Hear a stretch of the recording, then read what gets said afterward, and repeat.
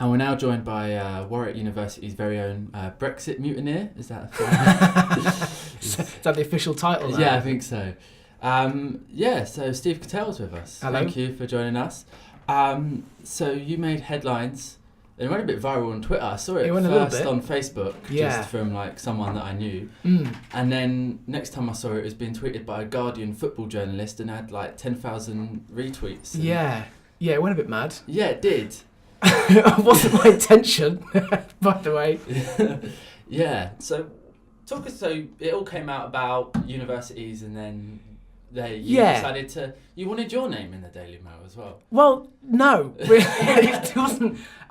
So the thing was, it was the lecture, right? That I was doing that. So this is the thing with the slides, right? The Brexit is not very good. It's not very slides, good. Yeah, you can't say and that word. So the plan was I was doing this lecture on power, and I thought it'd be quite an interesting way to get into the issue of power to talk about this, because there was the thing in the Daily Mail.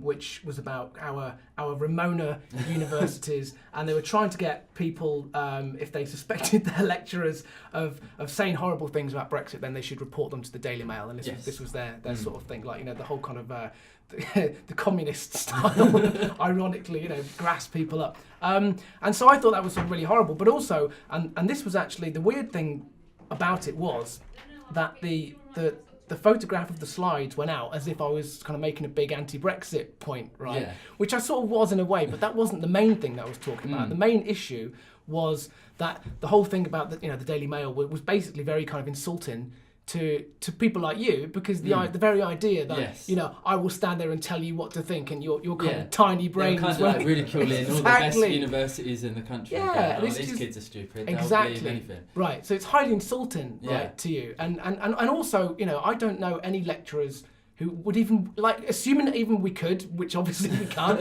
we wouldn't want to, right? It's just not. I mean, who cares about that? It's just not interesting at all. So it was just complete nonsense. That was why I put the slides. I was making a kind of anti-indoctrination point, and also, I thought it'd be quite a funny way to start the lecture. So it kind of got a bit out of hand, really. Yeah, it has. There's no t-shirts. Am I right? There are t-shirts. You can buy your very own t-shirts. Have you got your own t-shirt? I have. I've got a complimentary t-shirt. Yeah. Nice. Do we get one now? I've done this interview. You can have mine because it doesn't fit. I've discovered middle age doesn't really work in terms of t-shirt sizes. Oh no. But it's kind of like, we joke about it, mess around about it, but it's an interesting point. Like the Telegraph Wednesday. Yeah, that was another one. There's another one. They had big pages, big pictures of all these Brexit. That's where the mutineers phrase comes from. It's kind of. Is it scary? Is this unknown? Like, because we're quite. I mean. In British politics, it is. Yeah, definitely. Like the I can't think of any comparable time when you've had newspapers and media commentators coming out trying to, because Brexit's divisive enough as it is, right? It's the most divisive. Well, referendums just are. Well, referendums, I mean, they're generally a sort of bad idea. But Brexit in particular is just the most insidious, horrible, divisive thing that I've ever seen it in British politics. And then, of course, you've then got the whole power of the right-wing press. And they've got their own particular kind of vested interest in promoting a certain type of Brexit, and that's the sort of line that they're going with, right? These are people who should be kind of outed and shamed and almost kind of criminalised for having sort of Remainer views. So it's absolutely terrible, I think. And it's kind of unknown, especially in terms of like backbench MPs and stuff like that, because the prime minister, like, I know you've done stuff on Iraq and stuff, and Blair was vilified a lot, but one, kind of deserved it, and two, a little bit, and two, when you're Prime Minister, you kind of expect that level of scrutiny, but now, and especially with stuff that happened with Joe Cox just before the referendum, I don't know, I think even if we just mess around and talk about it, there's still like a very scary, nasty edge. There is. People just like Anna Soubry and Dominic Grieve, and like, just their face all over the press. They'll go and sit in a library next week and to do a constituency surgery, and it's kind of there's a whole. I mean, this is the other thing with Brexit. I mean, it's bad enough as it is, right? With the whole, the shambles around the negotiations, and the government, they can't even pretend to know what they want, right? No. I mean, that's how bad they are. Yeah. At least, because this is one of the other things. Kind of the older I get, I just think the government seem to get worse and worse and worse. I don't know if it's me or just they genuinely are, right? But I can sort of think back to governments, and Tony Blair's a good one, right? Tony Blair at least pretended to know what he was on about. To be competent, yeah.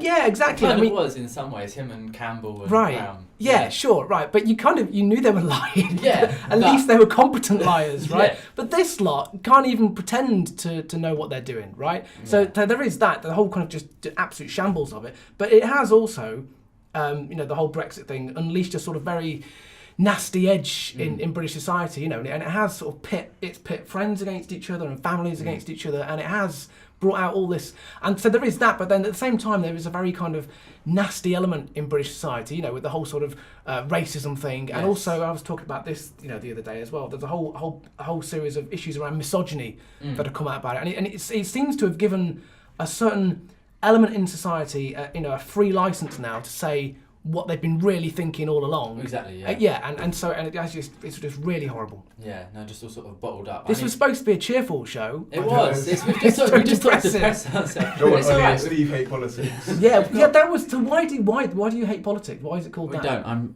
very opposed to this title. Okay. I don't know why he says he's opposed. He loves it. He actually loves it. I mean, this era of politics, obviously, there's a lot to hate about the politics at the moment.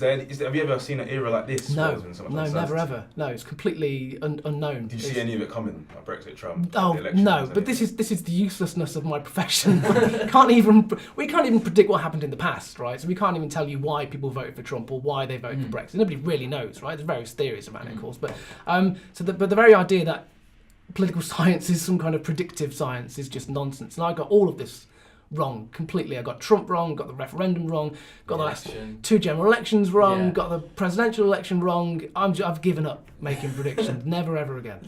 Yeah, we should all just predict that really bad stuff's going to happen. That's a safe bet. Yeah.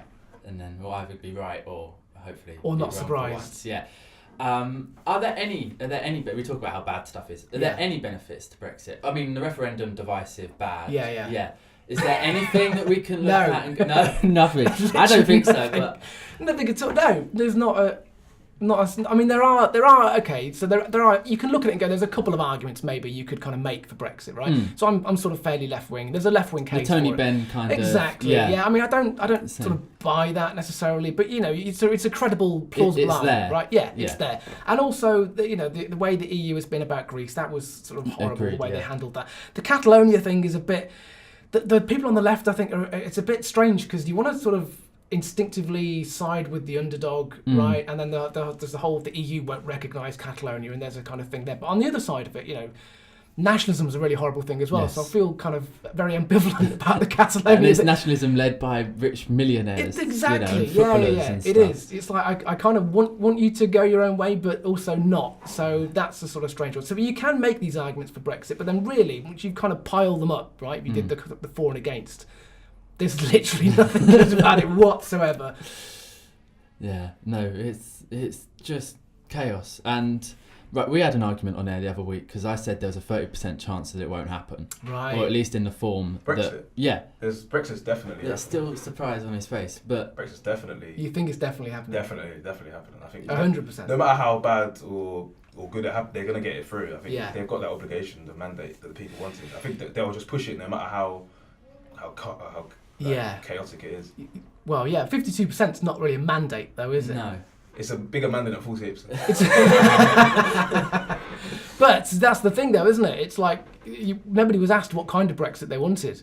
So they have a mandate. I mean, I really don't like the Lib Dems at all. No. But they did have a point. The whole issue was which direction we should go in, not where we should end up, right? So, but I don't know. I kind of agree with you. I think it is. They've signed up to it so hard. It would be far. They'd look stupider. Do you think they're going about pulling it wrong? back from it than carrying on with it. Do you think they're going about it in the wrong way, like Theresa May? I think it just goes about everything in the wrong way. She should get Article 50 too early. I mean, I just don't rate them at all. Look, it's the point I was making before, right? I mean, you could look at governments and not like them, and at least say they were competent. This lot, there's just nothing about them whatsoever. They're entirely dislikable and entirely incompetent. Well, there we go, guys, because, Steve's predictions are always wrong, and he says... They are wrong. He says that Brexit's definitely going to happen, so we have hope. Maybe. Yeah, hope. I'm trying to jinx it. On a subconscious level, that's what I want to do. Just destroy it. Right, would that be us? That's 10 minutes with Steve. Are we done? Thank you very much for joining us. John Ollie Hate Politics, Steve Kettell. There we go.